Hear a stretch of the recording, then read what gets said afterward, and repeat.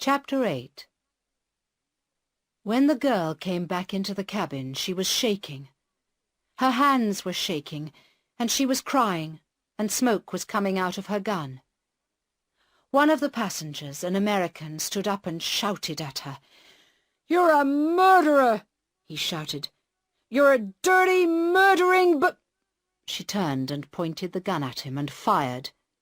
The man sat down in his seat, and the bullets went above the seats, all along the plane and out through the roof. After 10 seconds, the girl stopped firing and shouted, "You shut up! You shut up and sit down, or I'll kill you all! I am a soldier of the People's Liberation Army, and I'll kill you, all of you!" But she was crying too, and the young man in the black shirt put his arm around her and held her. She leaned against him, crying, and he whispered something in her ear. It was then that Harold moved. He got out of his seat, bent low, and ran very fast along the aisle towards the front of the plane. The young man and the girl did not see him coming, and he caught them both around their legs and knocked them onto the floor. Harold fell on top of them, and he tried to take one of the guns, but the girl pulled his hair, and the young man held his arms. Then the bearded man came out of the captain's cabin and hit Harold hard on the head with his gun. Harold fell on the floor and lay still. The bearded man pointed his gun at the passengers and shouted, "Sit still!" very loud indeed. None of the passengers had moved except Carl, and he was too slow. He stood very still in the middle of the aisle, 5 meters away from the bearded man's gun. The other 2 hijackers were still on the floor, and Carl saw the captain move in the cabin behind the bearded man. But the young man in the black shirt saw him too, and stood up and pointed his gun at the captain. Both Carl and the captain were too late.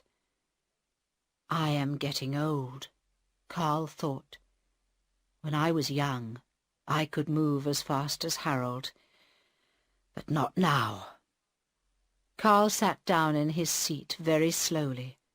The bearded man watched him all the time. He pushed Harold with his foot. "Search him," he said to the girl. "Then handcuff him to the door. He will be the next one." The girl pulled Harold to the door. She found some handcuffs in his pocket and handcuffed him to the door. Then she searched his other pockets.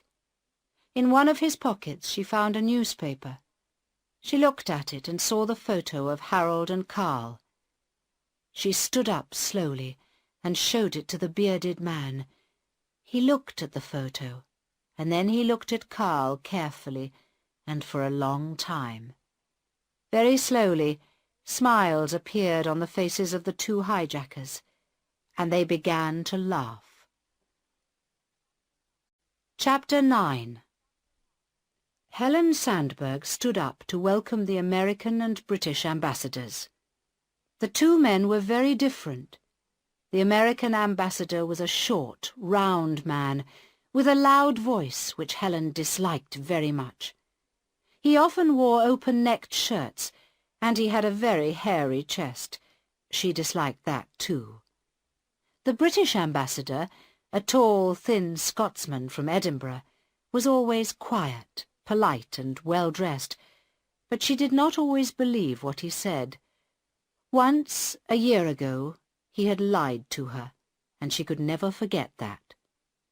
But most of all, she disliked them because they were both military men, and their countries were much bigger than hers. They wanted military bases for their soldiers in her country, and she did not want them.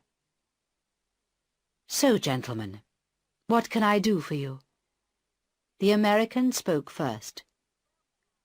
"Well, ma'am, an American passenger is dead." "Yes, I know. I am very sorry about that. I hope no more will die." "I hope so too, ma'am. There are 28 U.S. passengers on that plane, and my government wants to keep them alive." There are 107 passengers on that plane, Ambassador, and my government wants them all alive, Helen answered quietly. But the ambassador did not listen. So the U.S. government is going to help you, ma'am. We have 50 U.S. Marines at the U.S. Embassy, and they can be here in 1 hour from now. Then they'll just take that goddamn plane apart. The Scotsman smiled. Excuse me, Ambassador, but perhaps 1 hour from now will be too late. One man is already dead. But, perhaps you don't know this, Prime Minister, but this week 6 SAS soldiers are visiting the British Embassy, and they're waiting outside in my car now.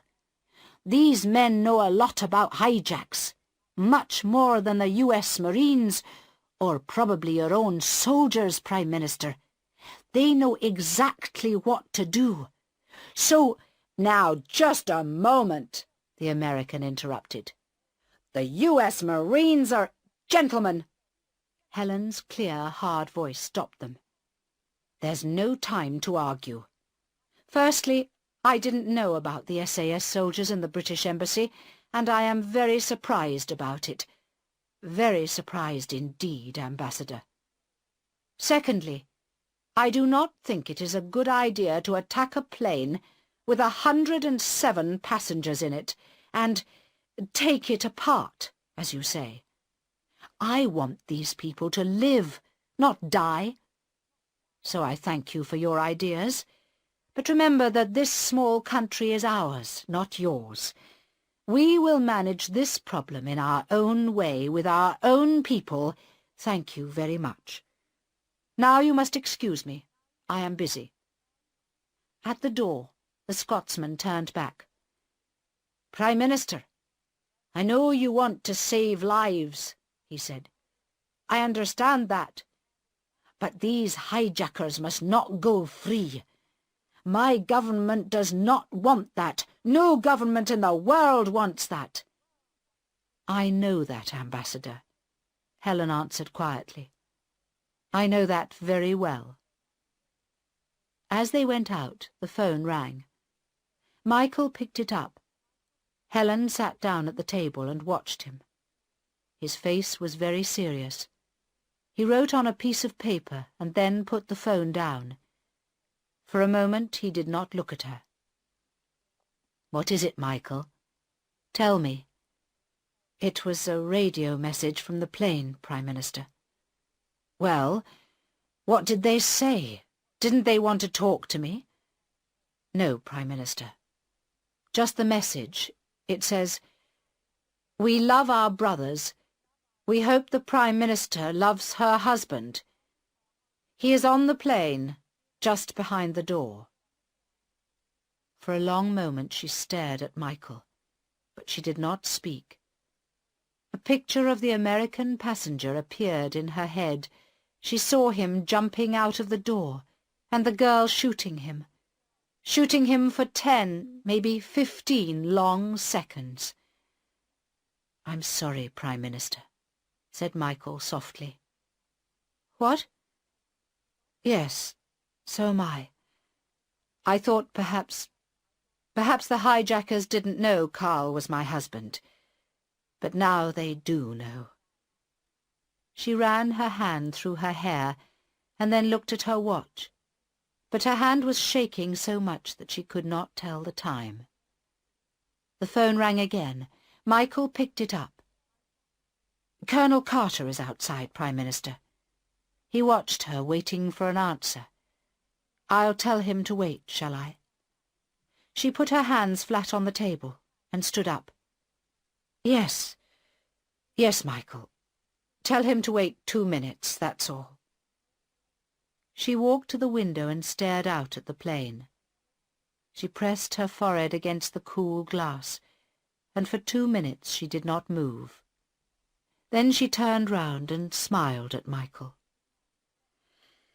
"Let's just hope Colonel Carter's plan is a good one, shall we? Show him in."